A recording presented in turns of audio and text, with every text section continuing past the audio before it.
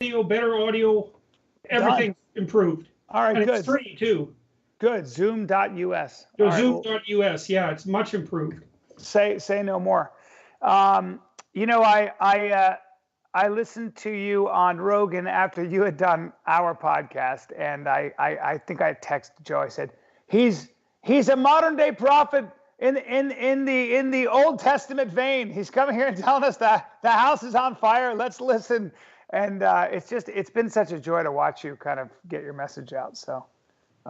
Yes, well, I've been very fortunate. I haven't been consumed by the flames yet, so isn't that something amazing? Well, I enjoy watching how you're constantly mischaracterized. It's great. And then I asked them if they've actually listened to you, and of course they haven't. So. Well, the funniest thing that happened, are we on? Yeah, I think, are we recording?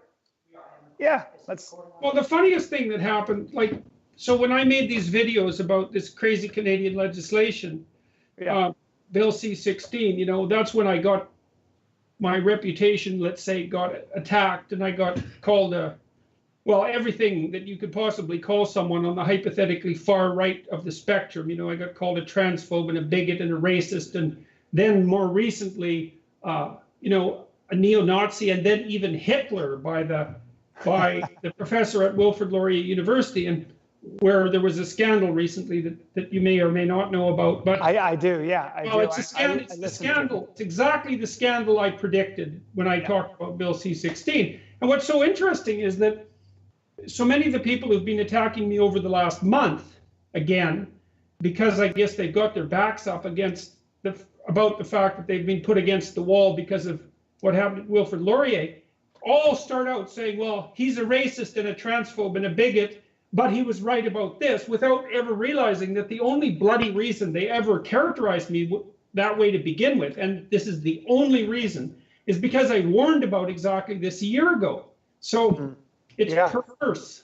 Do you think that you are at least, it feels like you are at least winning the debate, or certainly appealing to mass reason, if there is such a thing? Well, you know, we should take that apart carefully, because it's not a debate I want to win. Yes. No, partly because I also don't think of it as a debate.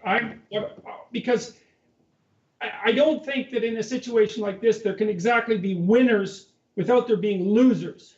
You know, and the fewer losers we stack up, the better, because losers tend to get vindictive and bitter. I think you're right, Jordan. I want to stop there because. Yep. Every time I see, even when your videos are featured, it's like Jordan Peterson crushes left wing, you know, whatever. And it's always this sort of like very aggressive, aggro, sort of prototypical sort of caveman terminology. And I do think that we are in this country, and I talk about this in my stand-up, I think that we have broken up into these teams, and people are far more interested in punishment than they are persuasion, because of course, persuasion is much more difficult. It's much harder to define what you are for, and much easier to define, or at least act out at what you're against, because usually that's informed by your feelings and your fast thinking. Don't you think so? Yeah, I do. Well, the problem with framing it as win-loss is that you still end up living with the losers. And that's not good when in some sense in the US, I think it's more particular in the US, like you guys are polarized almost right down the middle. It's pretty much 50-50. And it's just not helpful to have half of those people losing and the other half winning, because you're stuck with each other. And what I've been trying to do over the last year, well, one is defend myself. And, you know, I would say that some of the accusations about me being aggressive or angry have been a consequence of the defense I've attempted to mount under circumstances that I think were genuinely difficult. Like, you know, for a few months, the status of my, well, I would say my career as a university professor, but also as a clinical psychologist, was seriously in doubt. And so I might have been a little bit more reactive and irritable during that period of time. But since then, I've been basically trying to convince people that the right way forward through all this is to drop the identity politics on both sides of the spectrum and to act in an individually responsible manner, and to understand that that's the idea that the West got right. And well, I loved how you broke down intersectionist feminism, and if you keep extrapolating, you get to the individual. I mean, you can. Oh yes, well that's very comical. Yeah, I mean. Yeah. Yeah, well, it is. It's so funny because it's so funny that the logical flaw in the identitarian argument manifested itself in intersectionality almost instantly, and they just obviously they haven't taken it to the logical conclusion. But it's forced. That realization will be forced upon them in due course. That's why the LGBT acronym keeps growing. Yeah. Well, when I guess it's a big responsibility when you develop a following the way you have, because you have developed a following, sort of this movement. And you have to be careful, of course, not to be, you can be cast as a leader of a cult, or you can be cast as a leader of whatever it might be. And I guess, and I love how you're kind of like reminding everyone who follows you that the idea that there are winners and losers is always a dangerous thing, because losers are not, they're not convinced. They're not. Their hearts and minds are not changed, and so they're not your friends. Yeah, in a way, it's almost like you're raking. You're like a rake, and you're raking all the leaves that already belong to your tree over to one side. If but I do think that your speeches and your just the way you speak and does, at least if it doesn't change minds, it helps people articulate how they've been feeling, because this stuff doesn't sit right with them. Yeah. And they don't know how to fight it. So a lot of people end up being quiet. Or they end up being, see, one of the things that's happened very, very frequently to me over the last year, and I would say this is hundreds, if not thousands of letters, they're from people, mostly young men, who said, I'm pretty tired of being castigated for my toxic masculinity, and I've been drifting towards the far right, and your lectures have helped me figure out how to articulate my opposition to what's happening on the leftist identitarian front without being, what would you say, propelled over to the opposite extreme. And so that's a really good thing. I mean, it's exactly what you'd hope for. And I certainly don't have any friends among the hardcore identitarian right, because they know perfectly well that I think they're playing the same game, to the degree they pay attention to me. They know that I'm opposed to the game they're playing on the same grounds that I'm opposed to it on the left. Because they think in a similar way. Is that what it is? Well, the first issue is, and this is a very important issue, is what element of your identity should be paramount? And the answer to that is there's different levels of analysis. You could say, well, individual would be the first one, and then there would be group, and then the question would be, well, what group? Family, state, country, race, who knows? There's all those variants of group. And the identitarian types pretty much go towards the highest level abstraction. It's gender or sex or race. And that's not good. Partly because what happens is that then those on the right, who are the ethno-nationalist types, think, okay, if you want to play group identity, well, we're perfectly happy to play that. But we're going to play exclusionary group identity while you play inclusionary group identity. But they have just as much justification for it. If it's about race, then you shouldn't be surprised when people make it about race. That makes if it's about race, then we're in trouble, man. Right. One is obsessed with inclusion. The other becomes obsessed with exclusion. Well, what we figured out, my students and I, we thought, well, what happens is you get a push for homogeneity on the left. But the homogeneity is everyone's going to be in the same group. So that's the left homogeneity. And on the right, you get homogeneity by exclusion. But the problem is the demand for homogeneity to begin with. And then, of course, it's a tremendous mistake to make your group identity the paramount element of your personal being. And I also think, though, it's also difficult, must be, to explain that there is, as a human being, inevitable cognitive dissonance. I mean, you are always weighing opposing values in your mind. I mean, take diversity and equality. Okay, so you want equality, you want everybody to be the same, but you also value diversity, which means you like everybody to be different. Yes, well, good luck with those two. Right. Those two without having them rub against each other in the wrong way. Sure, and we all believe that, all men are created equal. Yuval Harari in *Sapiens* does a great job of kind of explaining how this sort of very Christian idea of all men are created equal under one creator, sort of the idea that we're all of the same moral worth, we have one father. That idea is something that all of us, certainly our justice system is predicated on that notion. And so, it is if you want to call it a collective myth that we've all agreed on, it does have its roots in Christianity, and it is something that we all sort of agree that it's a good starting point. But then, of course, as human beings, we don't want to be equal. We all are striving to be better than the next guy. We're trying to have more than our neighbors. We're trying to have, whatever it might be. So I think it's an interesting. Well, we're even trying to be better than ourselves. Like, see, the thing is, look, here's the fundamental opposition, as far as I can tell. So let's go with the proposition that all men are created equal before God. So the idea there is that people partake in the logos. It's something like that, in the image of God. And it's necessary to do that, to give that respect, because that's the communicative force that structures the world. And we all partake in that by thinking and by being conscious and by communicating. We're all world engendering creatures. And so we have an intrinsic divine value because of that. That's a brilliant idea.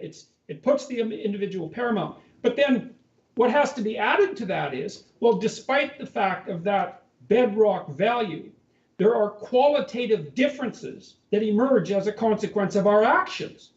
You also see this in the biblical writings. It's not like everyone gets rewarded alike. But absolutely, the biblical narrative runs absolutely contrary to that. And despite the fact that it's predicated on this initial assumption of intrinsic divine value before God and the law, let's say. Well, the reason for that is that if there's no difference in value between one thing and another, then there's no reason to do anything. So if you push equality to its limit, and you forbid qualitative distinctions between concepts or people, then you undermine people's striving and deprive them of a reason for living. And the problem with that is that if you don't have a reason for living, then all you do is suffer. So or you buy, or consumerism seems to be the new religion that is creating a lot of spiritual ennui. Well, at least there is some distinction of value there. It's right. You might take exception to it and say, well, it's somewhat shallow. It is shallow, and in the final analysis, it's thin gruel, I would say. But it's at least, I would say, shallow materialism is radically preferable to nihilism. At least people get some fleeting pleasure out of their consumerism. I mean, and it is something that's aimed towards the gratification of the common man's desires, which makes it kind of nicely egalitarian. I don't think it's the highest of moral strivings, but it beats nihilism. Anything beats nihilism. I agree with you on that. But I want to get to the self-authoring course though, because it's one thing, and I've done the self-authoring course and I loved it, and so have a lot of the people in this mixed martial arts community. We're having a great time with it. But as a guy as a 50-year-old man who's been writing and an actor and a stand-up comic, I've done what was fun for me is I've done a lot of that stuff already. I didn't do it in the kind of detail that you kind of ask for, but. How do we avoid, one of the things that I find when I talk to young people about what they want to do, I feel like I'm living my goals, right? And what drives me always has been just how original can I be at the end of the day? I'm about to shoot my third special. Well, I'm only interested in being as original as I can and hopefully saying something, lending myself to the debate. I don't think that's my ultimate job, but at least I'm a comic and I don't have to be completely silly.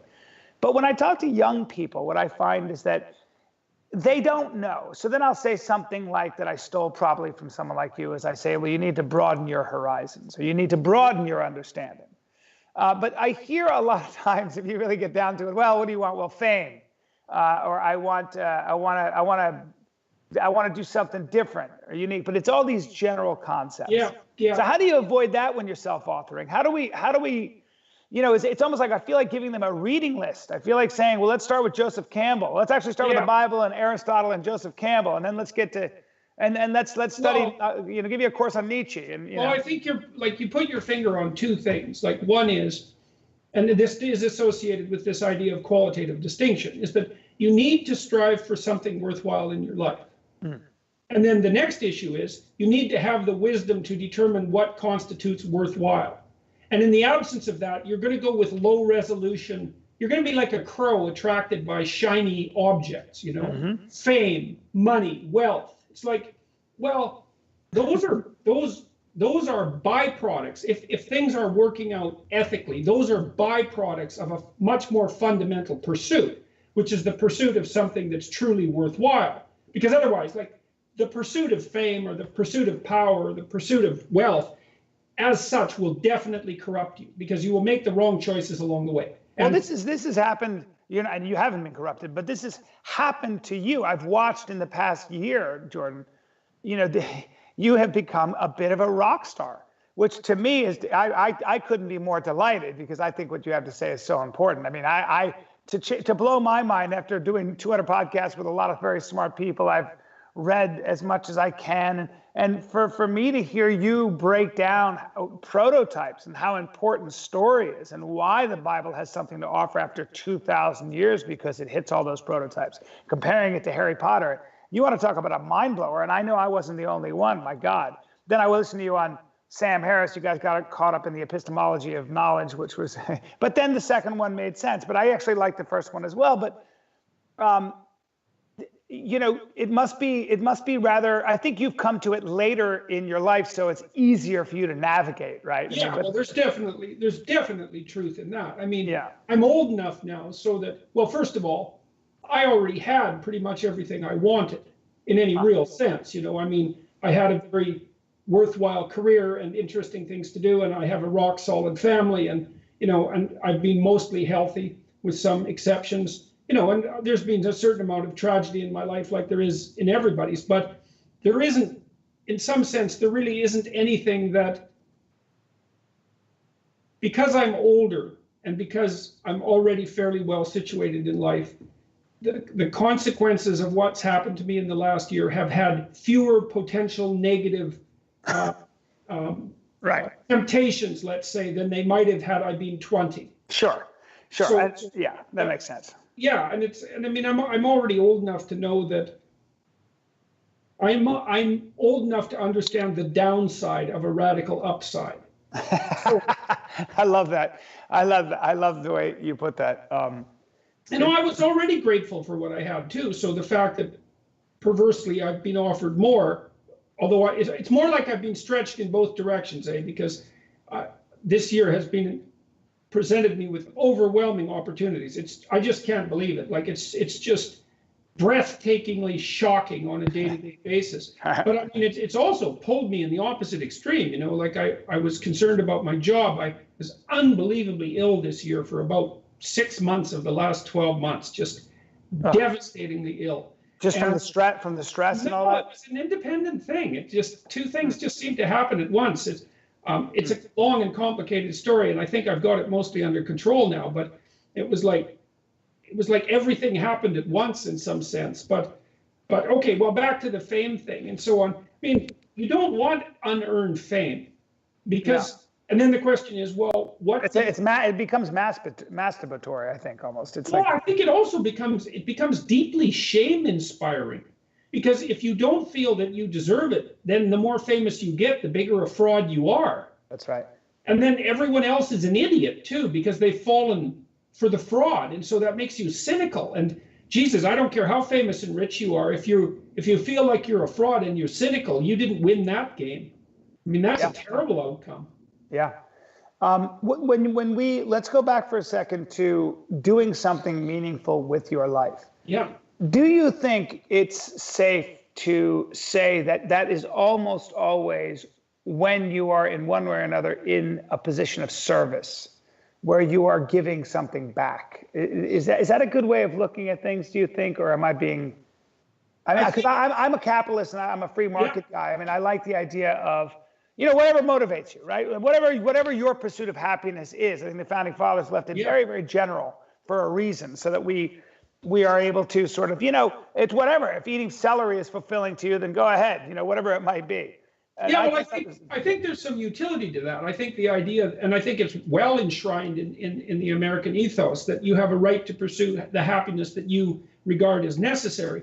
I wouldn't say that the founders of the United States necessarily thought that pursuing happiness was the ultimate goal of life, but they certainly believed that that was a right or a privilege that could be properly accorded the common man, right? Which I really think is brilliant. It's brilliant, and and ultimately tolerant in the proper sense. But the problem, so let's say you have to do something meaningful. It's not the pursuit of happiness, because that's not good enough. But I also don't think it's service. And the reason for that is because I think that service is a portion of what it is. Mm-hmm. So, because I think if you conduct yourself optimally, so let's say you construct your ethos properly, here's what you're aiming for. You're aiming to fulfill yourself in a manner that allows you to continue to expand in your psychological strength.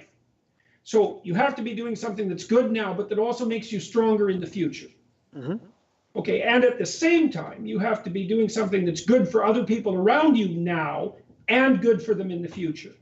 Mm-hmm. And so that way, so it's not just service to others, because that doesn't take you into account. Right. Right, and it's obviously not the selfish pursuit of pleasure, because, well, partly because that just doesn't work very well. These are impractical solutions.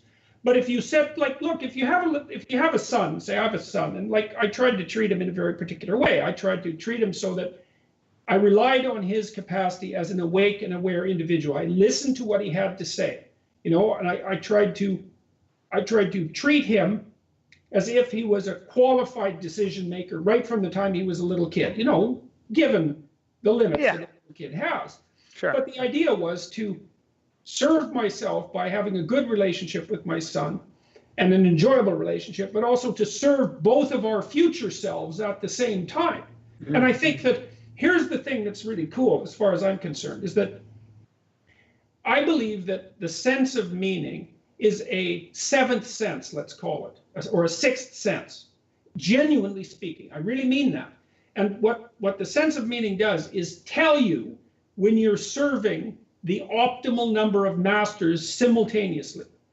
And you get a signal from your nervous system, and I think there are neuropsychological reasons for this that are actually quite well understood, by the way, so I think this is a scientifically grounded statement. You get a signal from your nervous system saying, all concerns, past, present, and future, are being optimally met now. And the way that manifests itself is in a sense of deep engagement with life. Right. And that's not happiness. It's better than happiness. Isn't it? Happiness springs. It might be what Schiller called play. Man is never more authentically himself than when at play. Play being that which you would do for the sake of its own doing. So you're not doing it for money or anything else. You're doing it because it is. And play, of course, can be. I think of when I write stand-up, like when I'm working on this new special, I can spend all day sometimes. I get lost in sort of carving out the minutia, the details, the structure of the joke, the words, the melody, the tempo. It's exactly like composing a song as far as I'm concerned. And that challenge never goes away. And then, of course, when you see it, it's almost like it's going to work. And by the way, you can get even inoculated to the laughter. Laughter is what you expect. It's a magic trick. It's almost not what you're doing it for. The great pleasure comes from when you write it. And with such a personal sort of discovery, I suppose. It's a little bit like, I've always loved those ideas of like that. I think it was the mathematician who refused the Fields Medal in mathematics and comes with $1 million prize. And they said, well, why did you do that? And he said, well, you're rewarding the radio, so to speak. I have a certain kind of wiring that was able to channel that particular equation. The template in the sky came through me just because of the way I'm wired.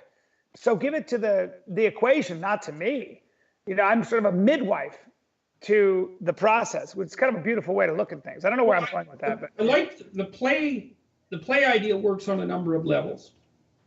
So the first is that you see children engaged in play, and as they're engaged in play, they're practicing who they could be. Mm-hmm. Okay, so the meaning in that is that they're building their future selves. And so that's spontaneously engaging. They're on the right developmental path. And then there's other aspects of play. So there's the play that occurs when you're playing a piece of music, for example. And that's also a place where everything is lining up harmoniously, because that's what music models. And when you're deeply engaged in that. So that's another form of play. And if it's going well, there's a spontaneity about it as well as a discipline. And then when you're playing around with ideas, the same thing happens.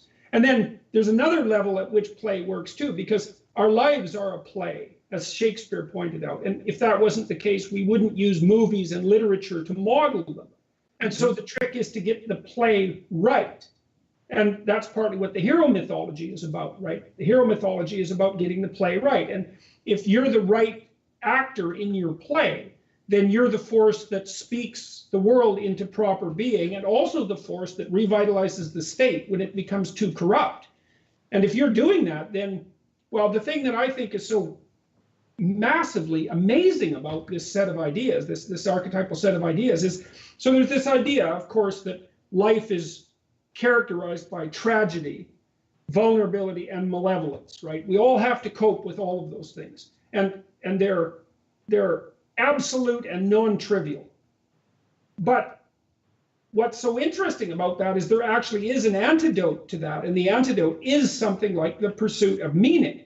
Because if the meaning in your life is deep enough, this is obviously something that Nietzsche knew very well. You know, he said, whatever doesn't kill you makes you stronger. If your sense of meaning is deep enough, then you can withstand the tragedy and what would you call, and keep the malevolence at bay. Mm-hmm. And then you get to have your cake and eat it too. You get to have all the wonderful things about limited being, but you get to transcend it simultaneously. I think about Nietzsche a lot too, because he was sick his whole life. Yeah. He was a sickly man. Yeah. And yet he had this notion of plural truths, which is something that probably you have trouble reconciling with, because I think of you as somebody who believes in to an extent a fixed truth, in the notion of sort of like one God, and you know, the sort of the fixed morality. But he was a big believer in sort of taking the 7 deadly sins and turning them on their head.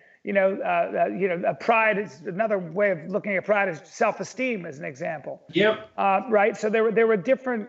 I've always found sort of his living example and what he was able to etch from that, despite his deep physical discomfort, to be kind of fascinating, kind of amazing that he talked about the circus of life. There's a variety of things there. I mean, yes, he was a very ill man and died very young and very horribly, I would say, but he was courageous enough to continually celebrate being despite that. And I would say, with regards to the truth idea, I found it really useful to segregate truth in some sense, to recategorize it as truth and meta-truth. And this is something that many people have formulated in different ways. Jean Piaget, for example, and also Nietzsche to some degree. The meta-truth is the process by which proximate truths are generated. Okay. So it's like the difference between a factory and a car. Mm-hmm. And the meta-truth is that you should align yourself with the truth that generates truth. And that's why I'm such an advocate of free speech, because speech, the logos, is the thing that generates all proximal truths. And, you know, like a boxed truth is like a tool you use to attain a certain set of goals or to structure your world in over a certain period of time. And those are somewhat mutable. But there's an underlying truth underneath that, which is that as the generator of tools, as the engine that generates tools, or as the engine that generates truth, you deserve the highest order of respect. And that's, I would call that an ultimate truth. I also think that meta-truth can also be looked at. Like, I think Plato's Forms touched on it in the sense that you may not be able to, you'll never see a perfect man, a perfect horse, or even a perfect triangle, but you can certainly imagine it. And if you can imagine it, you can reach for it. I mean, that would probably be what your Christ figures are for, right? I mean, that's, you'll never be able to embody his living example 100%, but at least you can try. Well, it's also kind of a relief that you can't. Mm-hmm. I mean, because what you want from a goal, and this is where the Sisyphus idea sort of comes in, what you want from a goal is that it reseeds and transforms into something better as you approach it. Because you might think, well, I want to achieve it. It's like, well, wait a second here. The problem with being able to achieve it is that you eliminate from your life then the benefits of meaningful striving. Yeah. And so if you have a goal that you can achieve, the problem with that goal is that you can achieve it. What you want instead is a goal that moves ahead as you walk towards it, and every time it moves ahead, it turns into something better and better and better. Yeah. And well, then you get to move ahead and benefit from it, but you never run out of things to do. And that's why an archetypal figure like Christ, who's simultaneously man and divinity itself, is the perfect goal, because, well, it's going to recede as you approach it. And that's good, because you're not going to run out of things to do. It also might be the difference between an artist and a celebrity. I mean, if celebrity and fame is what you're reaching for, then, you know, but if you want to be an artist, which really means you're in the business of original self-expression, as far as I'm concerned, that's never going to be something you're going to be satisfied with. But thank God, you'll always have that. Martha Graham called it a queer dissatisfaction. But and by the way, not even your business to judge it. Just put it out there, because you can, and do it to the best of your ability. But there is a certain catastrophe to success. Tennessee Williams wrote a great essay about this, where he, when he became a famous playwright, I know this almost firsthand. I mean, I have a little bit of, like, not to be, but I'm on TV, and, you know, I got this other podcast where I'm stand-up. So I have a little bit of, I've felt a little bit of this fame, and sometimes it gets higher and other times it gets lower, but seems lately, you know, I've been doing this a long enough time so that I get recognized, as an example. But I've also been very close to big fame. I'm very close to Joe Rogan as one of my closest friends, or, you know, guys like Bradley Cooper. I know a lot of people that are pretty darn famous. And I've seen what that looks like up close. And boy, does that get, I mean, look, we're all blessed. Anybody's blessed to be making money and people love you. But you can get very, not only used to that, but rather tired of that if that's the end goal. You know, there's that saying in Hollywood, people spend their time climbing the wall and they realize it's either the wrong wall or they don't like the view. And that's for sure. Well, that's the danger of totalitarian certainty, is that you'll end up in a place that you thought was perfect that you don't want to be. But I think your artist-celebrity distinction is a really good one, because if you're a real artist, it's acceptable and appropriate that you be a celebrity. Mm-hmm. But it's not acceptable that you be a celebrity without being an artist. And the reason for that is, well, there's a falsity about it, but even worse than that is you're going to pay for it, man. Oh, yeah. That's not something you'd wish on your worst enemy, to be a false celebrity. That's not an entertaining position to be in. Not at all. So, no. And the artist celebrity is a nice distinction in relationship to the idea of an ever receding ideal, because an artist, there's an interesting thing that goes along. So let's say an artist has a problem to be solved that can never be solved completely. Mm-hmm. And, you know, it's also, here's a leap for you, like a lateral leap that's quite a fun one, because so let's say one of the most fundamental metaphysical questions with regards to Genesis and the idea of the initial paradise is, why the hell would God put a snake in the garden? And I think one answer, because he's God, he didn't have to put a damn snake in the garden, so why bother? And one answer might be, well, you can't make a garden without a snake, because you can't make a bounded space without the risk of things outside that bounded space creeping in. Okay, and I think there's really something to that. But the second thing is that, well, what makes you so sure that you want a garden without snakes? Like, that's the totalitarian ideal, right? Utopia. Yeah, I mean, yeah, maybe you want a garden full of snakes that you're capable of fighting. Well, I mean, the totalitarian states of, I mean, if you go Mao's China and Pol Pot's Cambodia, and certainly Lenin's Russia, the idea was that we are going to create a utopia, that we are going to create the Garden of Eden with no snakes, because everybody's going to be equal. And we saw how that turned out.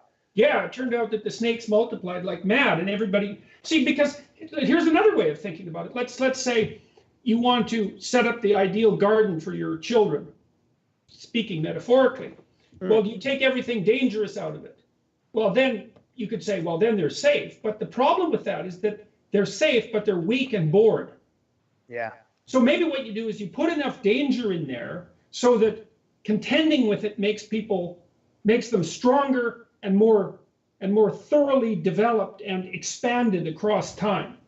And maybe that's the sort of, maybe you don't want a life without problems, you know? You want a life that's full of the kind of problems that solving makes you better and better, and that's everything around you better and better. And it's conceivable. Like, I actually think it's conceivable that that's the way being itself is actually structured, if we could only see it that way, is that the challenges that are before us are of a kind that we can continually master, and that everything can be better as a consequence of that. And that's actually better than not having any problems at all. Of course. I mean, Tennessee Williams, in his essay, The Catastrophe of Success, said the wolf at the door is luxury. That's the wolf at the door. You know, it wasn't until he when he got famous, he started not being able to sort of distinguish between the gravy and the chocolate syrup that was in his, you know, he'd get this expensive room service and an ancient woman would lug it in and he was embarrassed because she was waiting on him and she could barely walk and he was in this first class suite in Manhattan and people would say great job and the sound, it sounded like syrup. It was like somebody was pouring syrup down his throat. And he said I realized that my life was a life built for endurance. I'm a writer.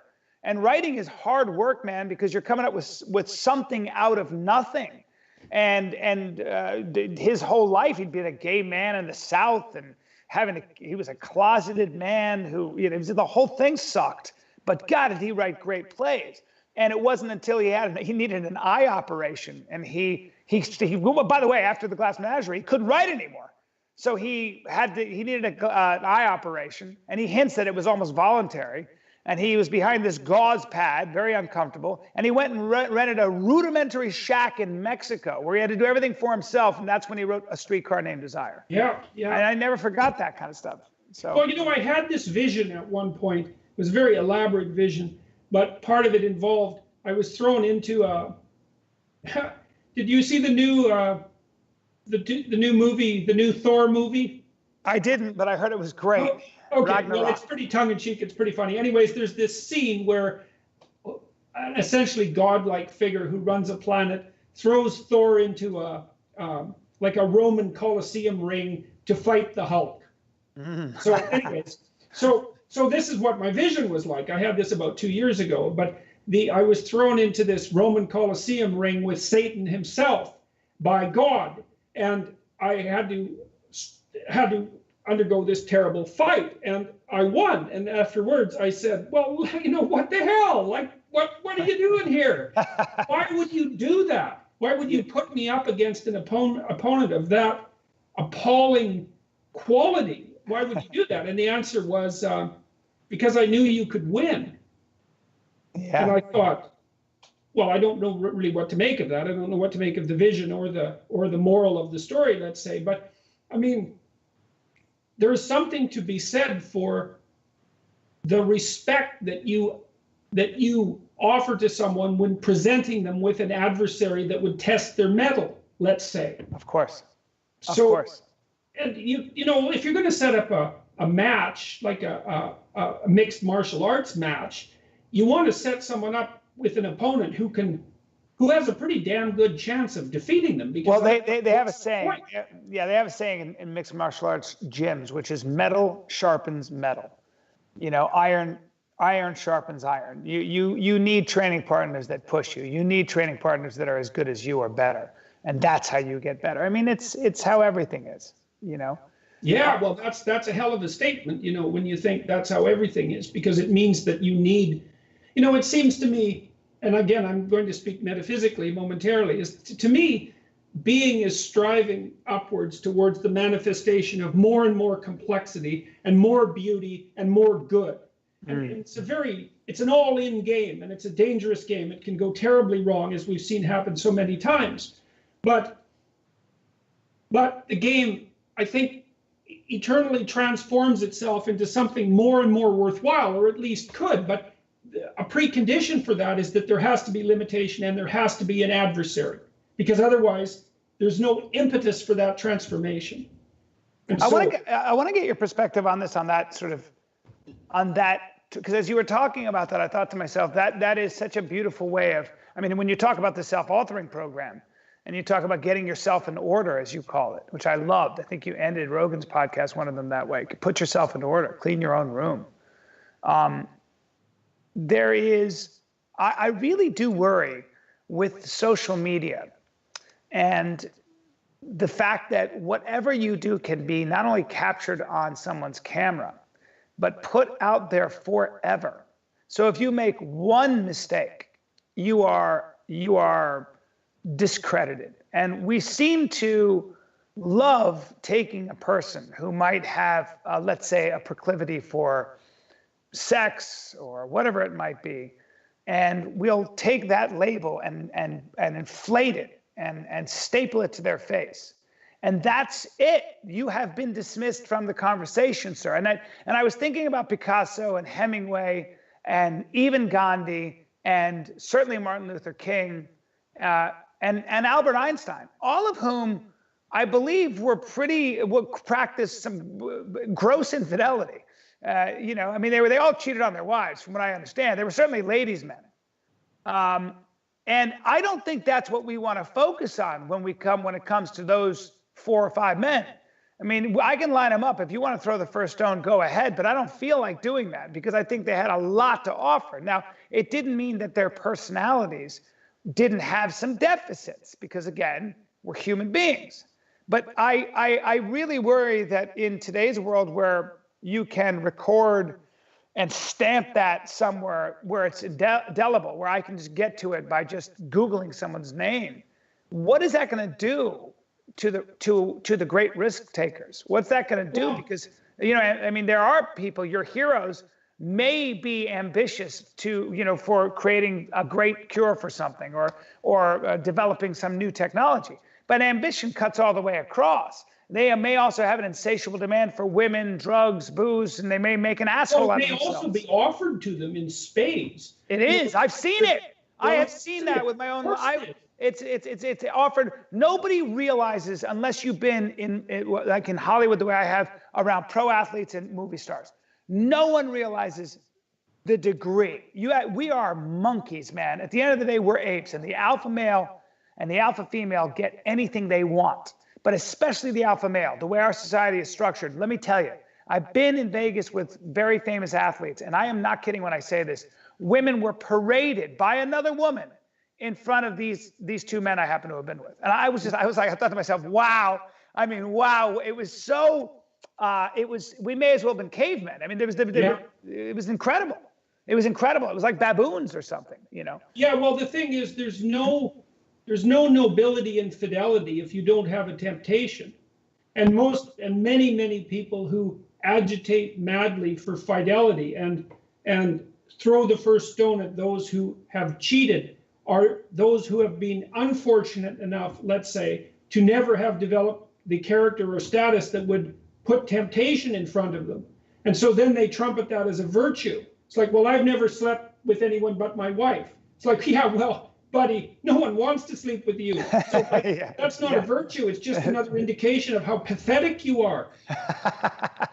You know, because you could easily say that, well, let's say, compared to someone who's just pathetic, a pro athlete who has his pick of women is much better in every way. But then you might say that the pro athlete who decides to live morally despite that temptation has even entered a new category of better. But that's I would agree with you. I would agree with you. He's got to say no 15 times a day. But why do you think it is that, because I was thinking about this this sexual harassment sort of revolution, which I think has a lot of positive aspects to it, as well as some negatives, you know, but I like the idea that women for the first time have recourse. I like that there's a female whisper network. There's always been a male whisper network. I mean, certainly in Hollywood, if you were a woman, and I know plenty, if you complain about a star grabbing your crotch, and this is a real instance, they would say, look, yes, we understand, but just know that if you complain about this person, you will be finished in this business. And so women have had to bear the brunt of a lot of that bullshit for a long time. Well, and so I don't mind. But why is it that we are so unforgiving of any kind of sexual misconduct, whereas you could have a gambling problem that puts your kids on the street, a heroin problem that you know, where you forgot to feed your dog and put your kids on the street, or leaves their kids without a father. And we have a great deal of sympathy, empathy for people who seem to have that personality deficit, but not the other, not when a man's a lech. That's a great question. I mean, it's because sex is always the 800-pound gorilla in the room. And also because we're so clueless when it comes to sex that it's just beyond description. And so in this country or in general? In general, I'm going to address that in 2 ways. The first thing I would say is that one thing we have to be very careful about noting is that, so there's this principle called the Pareto distribution. And the Pareto distribution is a statement of economic science. And it basically says that the square root of the number of people in a domain produce half the output. And so let's say if there's recording artists, if there's 1,000 recording artists, 30 of them will produce half the records. And then of that half the records, let's say that's 100 records, just for the sake of argument. So 30 of them produce 100 records. 10 of them will sell half the copies. Okay, so that's the square root law, and it's a killer law. So it means if there's 10,000 recording artists, 100 of them will sell half the records. Okay. And if I could, for some of the listeners, because that sounds a little complicated, but I think Pareto also came up with this principle when he was gardening with peas. And I think that the peas, he found that like 20% of the shoots produced 80% of his peas. And then he started looking at sort of the businesses, and he found that 20% of his employees are producing 80% of the results. 20% of the employees might be producing 80% of the problems. There's a way to. Let's focus on that one. Yeah. Okay, so let's look at criminal behavior. Okay, so first of all, it's about 5% of men, mostly, who are criminals. But 95% of the criminal activity is created by a very small proportion of that criminal population. So hardly anyone is criminal, first. Of the criminals, hardly anyone is a serial criminal. But the serial criminals commit all the crimes. Okay, so now let's put that in terms of men. Hardly any men are sexual predators. Of the small percentage of men who are sexual predators, there is a specialty group who commits all the sexual serial crimes, and they can involve themselves with hundreds of women or thousands of women. So the environment for catastrophe that they produce is massive. But that does not mean that it's characteristic of all men. And that's something that's getting seriously lost in the shuffle. Well, Jonathan Haidt, to piggyback on that, gives sort of when he's talking about how these universities have these students that are so entitled to their own sovereignty, their own point of view, and their own sort of, and how their inner sensibilities can never be trampled on and are so quick to, they have such irreverence for authority and people who've been there longer, comes from the 80s when a lot of these children came up missing. And when you say a lot, in the grand scheme of things, very few, but it was enough. Anytime a child goes missing and is abducted and killed and ends up on a milk carton, it's just horrifying. If you have children, it's your worst nightmare. And there's nothing that scares me more. But that created, I mean, I don't know if it's his hypothesis, but it's one of the main factors that contributed to helicopter parenting. So a small number of a very small group of people, who knows how many, probably 100, changed the culture, changed how Americans parent their children. It takes very few people to usher in a massive behavioral cultural shift. Well, okay, so what we've come to half the answer, which is, well, women are rightly upset about the small minority of serial male sexual predators. Mm-hmm. Okay, fine. But that doesn't mean that all men are guilty. It does not mean that at all. And it shouldn't be. And the danger is that we're entering into a realm where unfounded accusations against men can have devastating consequences, and that's not good for anyone, especially because there are no shortage of people willing to use bureaucratic interventions, against people who aren't guilty, or to sully their reputations for purposes of revenge and spite. So, but then you asked another question, which is, well, why is the sexual issue so paramount? And the answer to that is because the birth control pill threw such a monkey wrench into our sexual preconceptions that it'll take us 1,000 years to recover. Because hypothetically, what the pill does is make non-consequential sex possible. But as far as I'm concerned, there's absolutely no evidence whatsoever that there's ever such a thing as non-consequential sex. Because for sex to be non-consequential, you have to say, well, A, it's merely a matter of physical pleasure. B, that it can be dispensed with after the act. The two people involved can be dispensed with, so to speak, and move on with their life as if nothing ever happened, and that there are no emotional, physical, or procreational consequences. And all of that's not true. It's not true. And so on the one hand, and I think this is particularly true of the left, there's been a staggering push for sexual liberation since the early 1960s, since the birth control pill, so that anything goes at any time. And on the other hand, there's this realization that, hey, wait a minute, we're playing with fire here.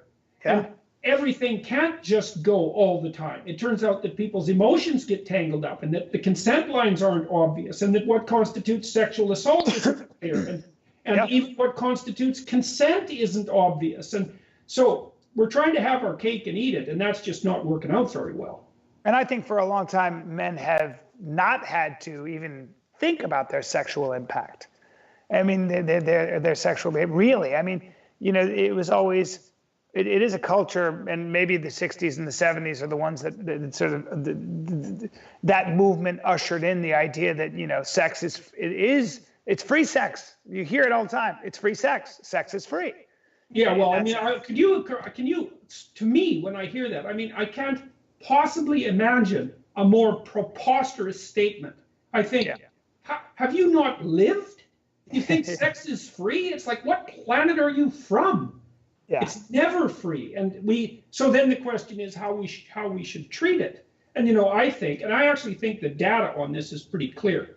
It's pretty clear that people who have monogamous relationships, you know, high quality monogamous relationships, are most sexually satisfied. That's quite evident. So I don't know. I do think that people are always looking for that. I do think people have, for the most part, most people have a nostalgia to find their soulmate, quote unquote, or someone who they can be monogamous with. And I think men arrive at that desire later in life, probably by and large. I don't know.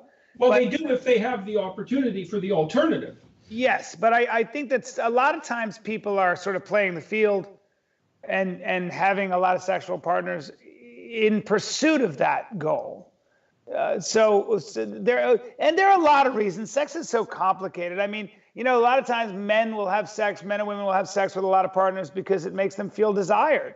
Gives them a sense of power. It gives them a sense of like, I don't know, they're almost accomplished. It's also a direct indicator of status. I mean, let's 100%. Make no mistake about this. We're certainly not saying that the person who has no opportunity for sexual conduct is ethical. It's like, it's not that at all. But the problem is that, see, I don't think that physical intimacy should ever be divorced from psychological intimacy. I think it's a huge error. I think it lays you waste, because let's say you're one of these alpha guys that has women paraded in front of them. I mean, the probability that you're going to generate a sense of the same sorts of contempt for women that you would generate, that Tennessee Williams talked about when he couldn't distinguish the syrup from the gravy because there was just too much of it. Like any entity that any currency that's devalued becomes contemptible. Well, I've heard this from, you know, I know some men who are in that position where women just, it's astonishing. I've seen it with my own eyes. You just go, and I always hear them say, to a man, they always say something like, at the end of the day, it's all the same shit, bro. You know? Yeah, well, that's it. You know. The thing is, you know, in some sense, apart from the novelty element, which is an important thing to consider, all casual sex acts are the same. Because, you know, you might say, well, isn't it boring and routine to always sleep with the same woman? And I would say, well, yes, it is. But then the question is, when is it that you're actually sleeping with the same woman? And the answer to that's simple. When you're sleeping with sequential sluts, you're sleeping with the same woman. Because there's nothing there but the bare mechanics of the act. Yeah. And so that's what's repetitive. Whereas if you're in a relationship with someone that's deep and profound and meaningful, and I'm not being naively optimistic about this, then it's not the same thing all the time. Or if it is, it's a consequence of the limitations of your ability and your imagination. Yeah, and you call them sluts. I just call them women that have been usually manipulated by a charming guy who's promising them things he Well, I'm doesn't plan on delivering. speaking for dramatic effects. I know. I think though also there's a phenomenon where the men that are like that, who have all this access and just it becomes this sort of candy shop, a kid in a candy shop, they have to keep upping the ante. Yeah. They say this about serial killers. I've read. Yeah, you bet, man. Where you start by sneaking into a store and cutting leather jackets with a razor blade because you like the way it feels, and you could get caught, and it's kind of thing. And then once you just keep upping the ante until you're doing it to a real human being, for God's sake, in some. That's right. That's that novelty edge. That's exactly right. And that is what happens with serial killers. They often start by torturing animals. Yeah. And they just have to keep getting until they, there's no end to it. Yeah. You've studied that, haven't you? You've studied that phenomenon, I think. Oh yeah. I've read as deeply as I can into like the most horrifying of possible pathologies.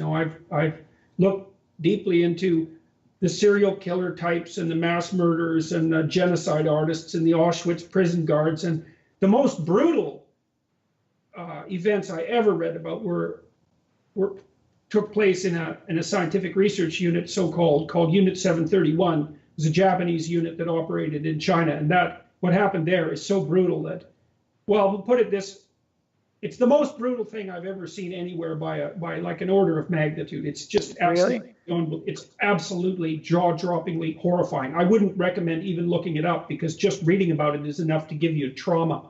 I read some of it. I've actually read because went down that damn rabbit hole of what the Japanese did to Manchuria, and then my area of focus was Nazi Germany. I was a history major, and of course I read the Gulag Archipelago, and I had studied my Nietzsche. So that's why you resonated so deeply with me. I said, oh my God, somebody sort of my generation is talking about these. It's funny how we forget what collective madness looks like.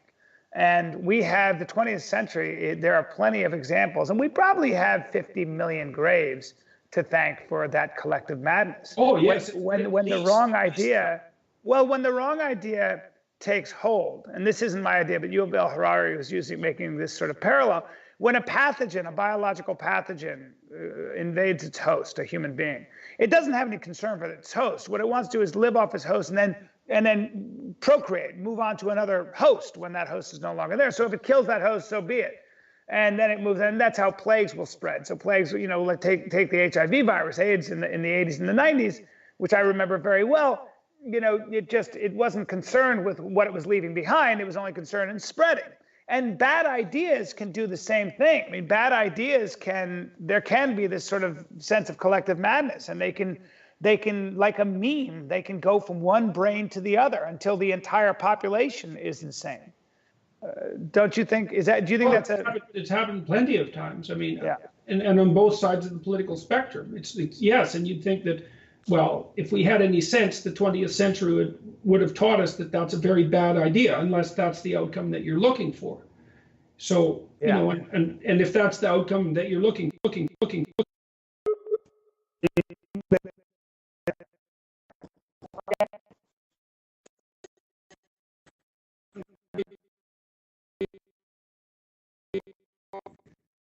A place where no one would want to go if God help you. Right. But that's why it's so important to listen to the other side. We call it idea sex. That's why civility is very important. Civility is crucial because your side may not be entirely rooted in the truth, entirely rooted in love, and their side may not be entirely rooted in evil and falsehood. And so sometimes just having the civility to listen to each other and at least figure out what you do agree on, that's what I think is fascinating. Well, I have in this new book I wrote called 12 Rules for Life, which is coming out January 23rd, I have a chapter in there on listening.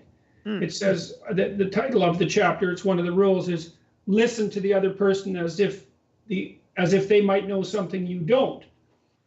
And the reason that you would do that is because, well, you are full of error, and your errors are going to manifest themselves in unnecessary suffering and malevolence within your life. That's what's going to happen. And if you talk to someone else and you listen to them, they will tell you things you don't know.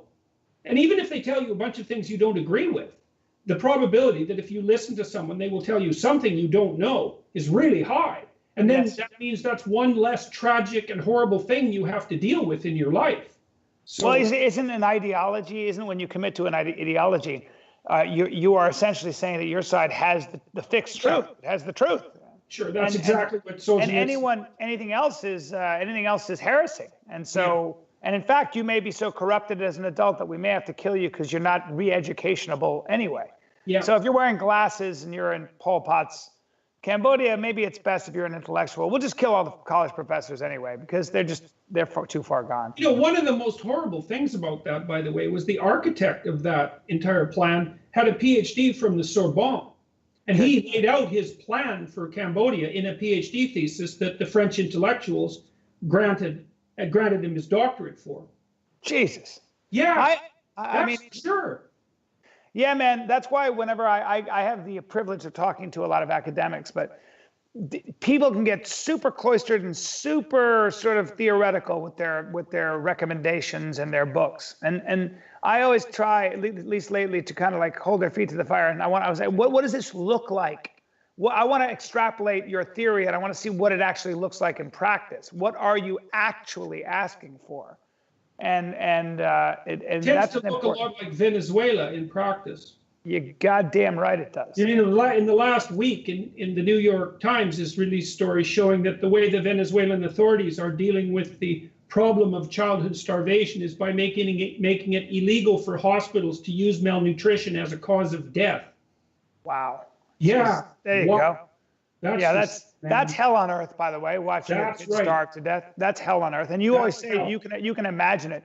Address this, and I want to get into the self-authoring program. A lot of people want to, but before you do that, just address this. There was a woman who wrote an article about how words can be violent and speech can be physically violent because it causes stress in the listener, and as a result, stress can be a physiological change. I listen. I vehemently disagree with these people, but I want to. So I'm going to reverse that. I'm going to say, well, they're absolutely right, but there's a big but here, and this is a technical problem, methodological problem with the research.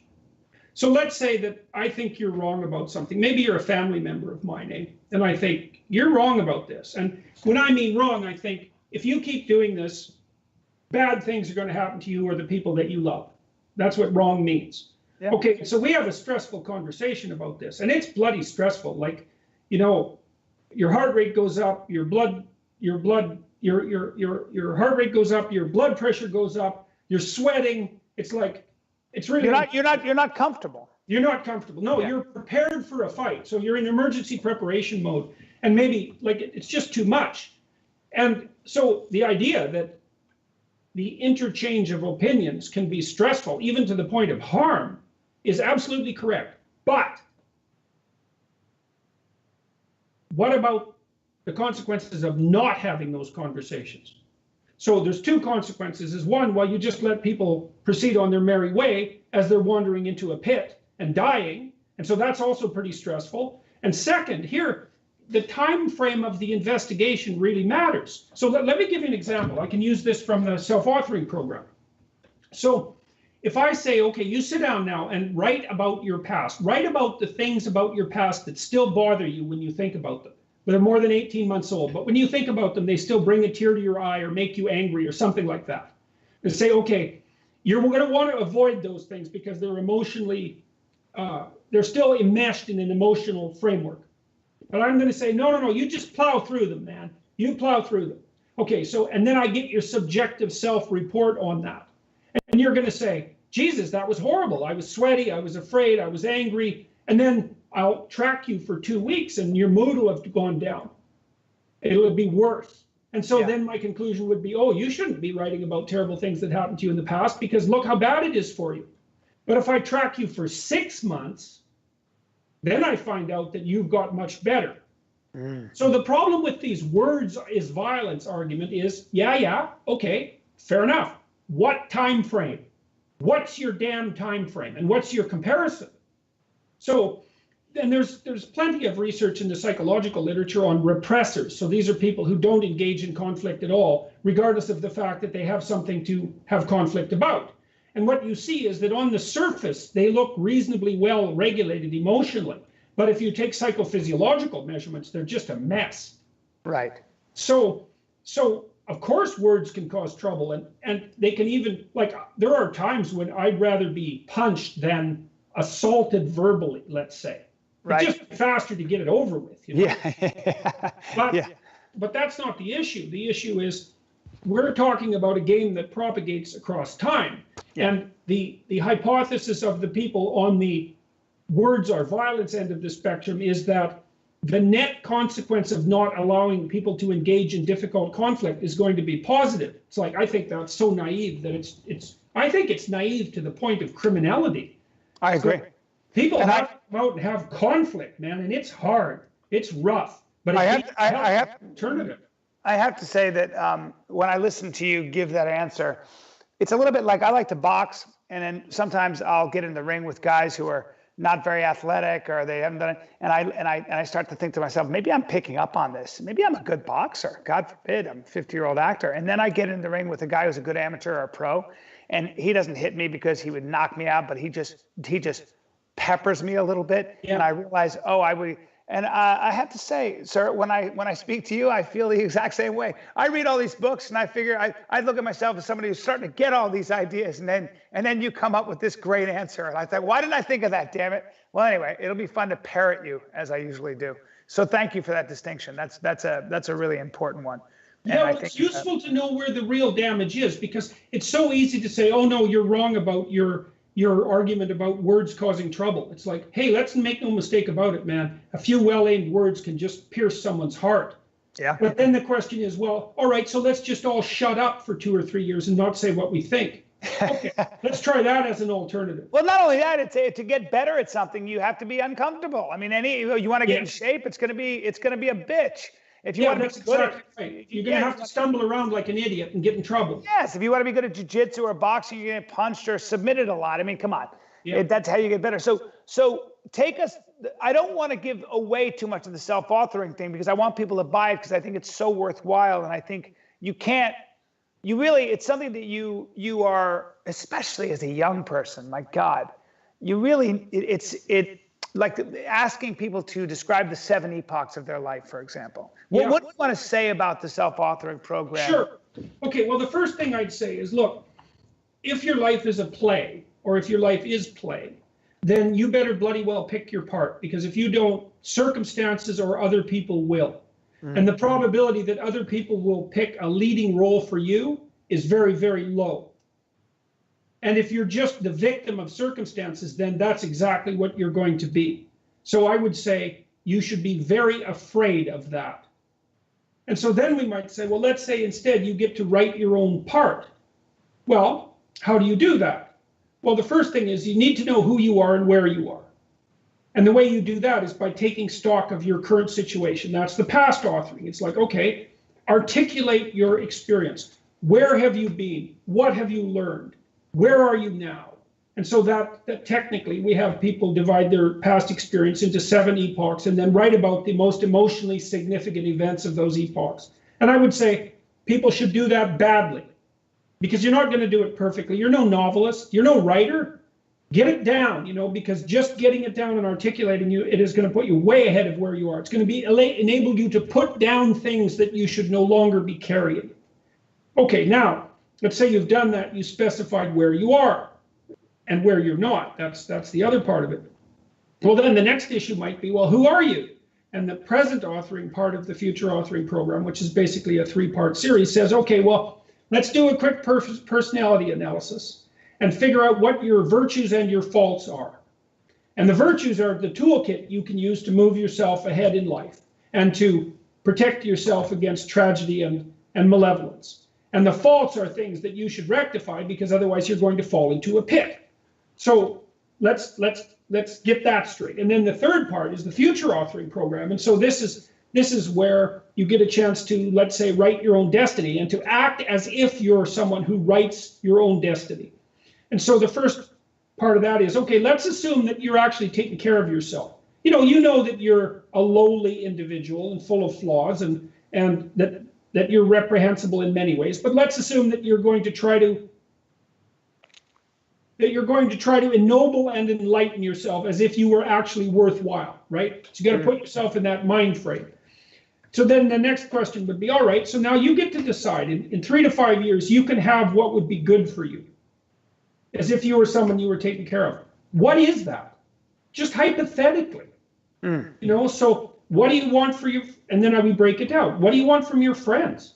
Who do you want your friends to be and why? What do you want for an intimate relationship? How do you want to configure your familial relationships? What are your career goals? What are your educational goals? How are you going to use your time in a high quality manner outside of your obligations? And how are you going to handle temptations like alcohol and drugs?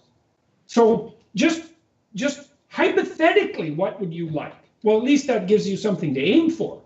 When I had to do that, I have to say you have to confront a lot of your own contradictions. You have to confront a lot. It's very hard to ask yourself what you really want. It kind of forces you to face up to. It's embarrassing sometimes. You got to take responsibility for it. Oh God! It's all of those things. Yeah. It does reveal that you're full of inner contradictions. It's actually because you're the follower of multiple gods, even if you don't know that, you're basically polytheistic. You're not well exactly. So dilate on that a little bit. That's exactly right. Well, because you're being driven, let's say, or possessed by fundamental forces that are beyond your comprehension. Like your whole mode of being, and I don't mean this personally, obviously, your whole mode of being might be because you're ruled by anger. Or maybe you're ruled by sex, or maybe you're ruled by resentment. Like those things are gods as far as you're concerned. They're way bigger than you. And so unless you organize yourself in the face of those things, or you might be a situation where sometimes you're resentful and sometimes you're angry and sometimes you're pleasure seeking and sometimes you're afraid, and so you just bounce from dismal god to dismal god essentially.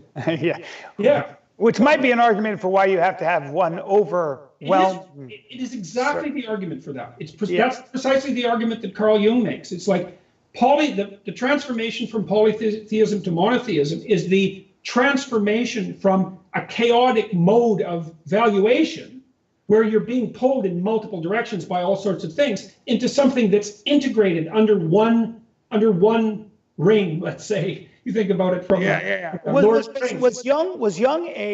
Jung got really into the Eastern religions, but Jung wasn't a Christian or a Jew, or I mean, he wasn't. Was he? How did he? Well, he was a Christian. He was okay. He was a very strange Christian. Yeah. I would say that Jung was a true Christian, which makes him a very, very strange Christian indeed, because he took the idea of the imitation of Christ extremely seriously and believed that that was actually the ethical duty of Christians. And that's a terrible burden. I mean, one of the things you have to do, well, to be an imitator of Christ archetypally, here's one thing you have to do. You said that you read the Gulag Archipelago and read about the accounts of Japan invading Manchuria. Generally when people do that first of all, generally people don't do that sort of reading. So that's the first thing. But then when they do that sort of reading, they're sort of a bystander. They think, well, look at all the horrible things those people did.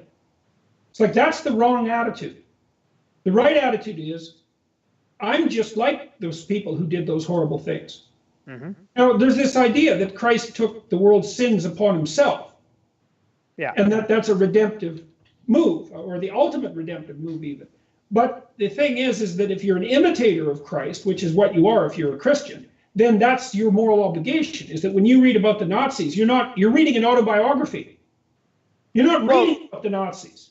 That's fascinating to me, and I remember you saying that and you've helped soldiers with PTSD this way, because there's a book called I think it's called Our Inner Ape, and it's about how we are essentially a bipolar ape, capable of incredible kindness and, of course, unspeakable evil.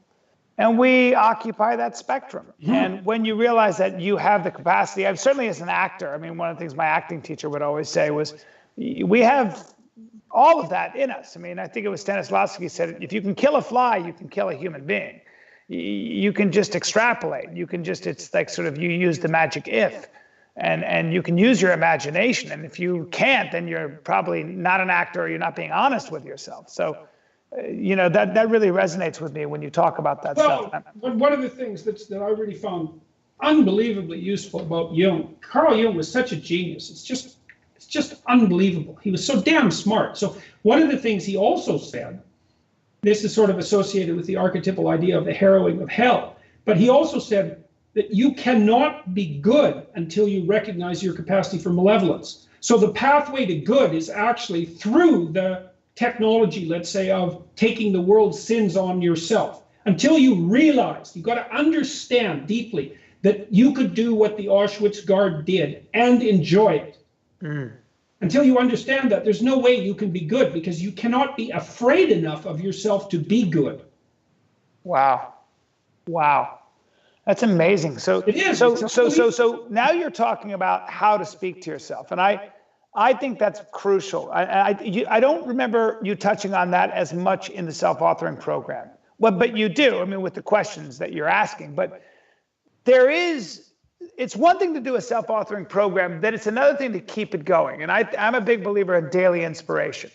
And that can sometimes, not sometimes, but it's very important to learn how to talk to yourself, especially if you're competitive, especially if you are constantly put to the test, whether you're in a ring as a boxer, whether you're in an audition room, whether you're in a pitch room.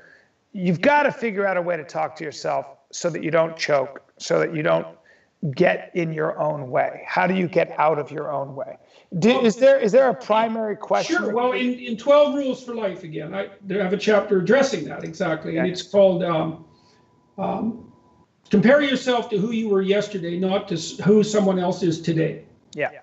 And I think that, so the proper way to talk to yourself is something like, not, oh, you're wonderful and don't you deserve to have all sorts of self-esteem and all of that stuff. That's complete naive nonsense in my estimation. Like The Secret, a silly book. Yes, well, that's right. This the naive optimism is not of zero utility. Yeah. But I would say, okay, so you're deeply flawed, deeply and tragically flawed and touched with evil. Well, yeah, you and everyone else. That's the first thing. So that doesn't uniquely characterize you. But you're capable of lifting yourself up beyond that. And so that's the thing. And so with the self-authoring program, we say, look, figure out where you are. You're a fixer-upper, man. It's not going to be a great realization, but take stock of where you are, and then understand that the fact that you're somewhere insufficient and dismal is an existential reality. It's true of everyone. So you don't have to be crushed with guilt or shame about that. And then regard yourself as someone who could improve and that has the capacity to do so. And then you can talk to yourself. It's like, well, it isn't whether or not you're bad. It's whether or not you're less bad than you were yesterday. And you can be. And that's a goal that can never stop giving. Like, you can always improve yourself some increment over your previous performance. And then instead of being the person who's bad or good even, you can be the person who's continually improving. And that's a meta good, right? It's better to be the person who's continually improving than it is to be the person that's good. Would that ever work with a sociopath? That's a good question. I don't like. Almost it's an exercise, kind of like, I know you don't feel anything from people, or you don't really, but it's almost like this would be useful to you. This would actually. What I like about how connected we're getting in the world is that sociopaths get found out pretty quickly, don't they? Yeah. Yes. They do. Even in the pre-electronic world, to be an effective psychopath, you had to keep moving. He did, right? Yeah. Yeah. So like the psychopath types they're kind of quasi-drifters because people figure them out. Yes. So and the psychopath idea isn't one I've ever been comfortable with, because it isn't that I'm naive enough to think that there aren't people in the world who are primarily malevolent. That's obvious. That's obvious. They're just evil, right? There are some people that just get off on they've oriented themselves. That's right. They've oriented themselves for one reason or another towards the destruction, the generation of suffering for the sake of suffering. They're artists of pain. They're artists of pain. Yeah, and there are definitely people like that. Now, whether they're born like that, born psychopaths. That's a harder one for me. I think that you probably have to be relatively brutally masculine by temperament, and then be badly socialized, and then make some terrible decisions to end up in that position. Because it happens. Don't serial killers have different brains? Aren't their amygdalas a lot of times not as developed? Is that true? Yeah, that we don't know enough about the brain. We don't know enough about brain structure at the proper level of detail to make claims like that. Okay. I mean, I know that literature really well because I studied aggression from a biological perspective for a long time, for like 15 years. And I was really interested in the neurological end of it. And there were claims that, that the antisocial types have impaired prefrontal function and that their emotional responses are different. And there's some truth to that, because if you look at temperamental traits, and people can do the understandmyself.com personality test if they want to find out about their traits. But one of the traits that fundamentally differentiates men from women is a trait called agreeableness. And men are less agreeable than women. Don't say that. Yeah. Don't say that at Google. Yeah, no kidding. And it's true in Scandinavia, right? Most true in Scandinavia, where they've moved most to make the economic and social climate egalitarian. So it's biological. Which is why there are 15 female nurses to 1 male nurse. Yeah, right. And the same thing with engineers, except reversed. Yeah, and in Scandinavia, that's right. But don't say that at Google, because then you're a misogynist and a bigot and a fire. Yeah, well, what I love is that when you impose those sort of egalitarian values on a society the way Scandinavia has, it's amazing to see exactly how the biology reveals itself. Yes, it is definitely amazing. No one would have guessed that. Everyone assumed that as you flattened out the social environment, the biological differences would minimize, but they don't. They maximize. Yeah. So, okay, so back to agreeableness. So, what the best predictor from a personality perspective of whether or not you're going to be imprisoned is agreeableness. And the lower you are in agreeableness, the more likely you are to be imprisoned. And so you have men who are very low in agreeableness, very masculine, and who are very low in neuroticism. So they're very difficult to frighten. And they could easily become criminals. Yes. But if they're socialized properly, they don't become criminals at all. They become race car drivers. or staggeringly tough and admirable men. Yes. Yeah. So because they're brave and immovable, both at the same time. Oh, right? Yeah. Tremendous character. Sure. I mean, that's where you get your SEAL Team 6, your SWAT team, your cops that are decorated. Yeah, I mean that's right. Exactly right. That's where you get people like Jocko Willink or Joe Rogan. That's right. They're tough as boots, those guys, and you don't scare them because they're just not scarable, and they could easily have drifted to the wrong side of things. And Jocko said as much to me, and so did Rogan. These guys know that perfectly well. Yeah. But just because you have the capacity for mayhem doesn't mean you have to exercise it. And one of the things I've been telling young men over the last year, over and over, is develop your capacity for mayhem. You should be dangerous. And I agree 100%. That's why I think wrestling from a young age, for me, and then that's why I like combat sports, because it teaches you exactly how tough you're not. It also gives you respect. I don't know anybody.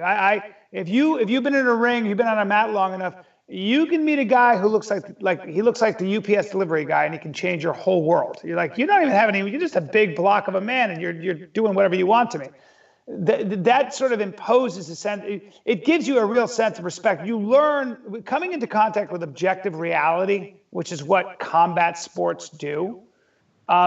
It does fundamentally change you for the better as you continue to do them. First of all, it's very bonding with the men that you train with. It gives you confidence. It also makes you more afraid because you're aware that what violence can do. When you get cracked in the jaw, or you get knocked out, or you get put in a guillotine, you got to tap out immediately, or you're going to die, or you get choked to sleep, which is always happens when you roll enough in jiu-jitsu. Those kinds of things, the upside is it's almost all upside at the end of the day if you keep at it. Well, the comment on bonding is really interesting, because that's part of that example of becoming dangerous, but keeping it under control. And that's actually what makes a man respectable. It also makes a woman respectable, by the way, but that's a different story. But a man who's respectable is one that you know you shouldn't cross. Oh, but yeah. who conducts himself as a civilized entity impeccably, right? But both of those two things, it can't be that he's civilized because he's harmless and weak. Not helpful. Right. And what I really love, one of the things I think is that we talk about the forefront of the feminist movement. You know, you can talk about books written on feminism, and I'm sure some of them are worthwhile, though I haven't read any. And then you can march for women's rights, and all of those things are viable ways of getting your voice out there. But I happen to believe, and the irony is that what has really changed a lot of sort of men like me, sort of, you know, has changed my chauvinistic heart, is watching women beat the shit out of each other in the octagon, watching women get as good as men in many instances, technically, with the way they throw knees and arms and their submission game and stuff like that, where watching women fight is as exciting as it is to watch men fight. That's a fact. And I'm a huge fight fan. And if you had told me that was to be the case 5 years ago, I would have told you to go back to Sweden. I would have insulted your manhood. I would have called you a communist or something like that. And now I scream at the TV. I can't believe it. It really has made me. It's made me have to contend with female power, hard power, because there are different kinds of strength. Well, maybe the rule is something like that. Instead of striving to create safe spaces, we should strive to be making everyone, male and female, alike as dangerous as possible. Why not? At least give them a chance. I mean, these women have walked into the most male-dominated arenas in the world and said, "So can I." Yeah. Me too. And that's impressive as hell. That really did change me. Yeah. I kind of went, you know. But of course, in colleges, we have safe spaces where you are allowed to be kept away from even ideas that might contradict your narrative. That shows you see, when someone says you need a safe space and you need to be protected, they're basically saying you're helpless and infantile and there's no possible way you're ever going to transcend that. Isn't that awful? It is. It's the Oedipal mother. It's the devouring mother. It's absolutely awful. Yeah, well, I'm going to read Eric Neuman's book on your recommendation. You were talking about that's Paglia. A great book, man. That's a great book. Yeah, I've read a lot of Paglia and stuff, and I've liked her over the years. Doctor, we've taken an hour and a half of your time, and I want to thank you because I really think you're such an important voice. I say this a lot on different podcasts, and I'm just very happy that you have this following, and I'm one of them. Well, I'm really happy that we're able to have these conversations. Hey, if you email me, okay, I'll set up a code for your watchers and your listeners so that they can get a discount on the self-authoring program and the personality program. That's perfect. So okay, you email Hunter. You have Hunter Mott's email, don't you? Yeah. Let me just make sure that I've got the right email here, but I believe I do. Okay, and I'll give you mine as well. I'll email you. Don't worry. I'll do it. Yeah, email me and I'll get this set up right away. Okay. Okay, perfect. And what we'll do is we'll do a discount code for the self-authoring program. I've done it. I know a lot of the people in the mixed mental arts community have done it. I think it's invaluable, which is of course not a surprise, being that it's something that you've come up with. So, again, you do good work and stay healthy for God's sake. Yeah, well, it's coming along. I'm in way better shape than I've been for, I would say, 3 or 4 years. So. Well, we need you out. To my daughter, she's figured it out, so good for her. Good for her is right. Well, we need you out there, so thank you for everything you do. It's a privilege for me to speak to you. Well, thank you very much for the invitation. It was good to talk to you, and I'll get those codes to you as soon as you email me.